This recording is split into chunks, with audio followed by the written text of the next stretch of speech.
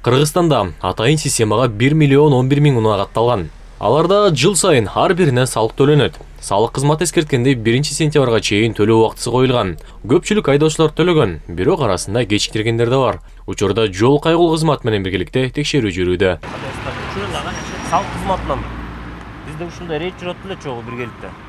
Жыл башынан баштап эле салык кызматы менен биргеликте план түзүлөт. Ошо пландын негизинде баягы иш алып барылат да. Иш алып барыларда буларда только баягы автовокзал, автобекеттерде, ошондой эле авточарбаларга барабыз.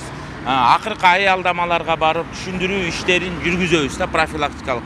Ошондой эле биз да айдоочуларга да түшүндүрүү иштерин жүргүзүп турабыз.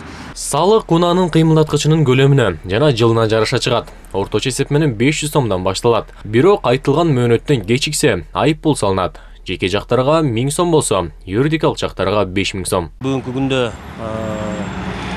көп эле салык төлөөчүлөр, автоунаа айдоочулар салыктарын төлөп коюптур. Арасында эми 1-2 чыгып атат. Аларга биз иш-чара көрөбүз. Административный акт жазылат. 1 май кызматына келип, акт менен келип, квитанциясын көргөзүп төлөнгөн болсо, акт справка жазылат да, эси төлөнбөсө, административный айыппул салынат да, налогун да төлөйт. Салыктан түшкөн каражат боюнча атайын план бекитилген. Былтыркыга салыштырмалуу быйыл өсүү ыргагы 113% түзгөн. Жылдык планга коюлган 900 миллионду былтыр декабрга чейин барып чабылса, бул жылы сентябрдын акырында толуктоого белсенүүдө. Ушу 8 ай боюнча айта кетсек, былтыр 8 айда 678 миллион салык түшсө, транспорт налогу боюнча быйыл 776 миллион түштү 8 айда.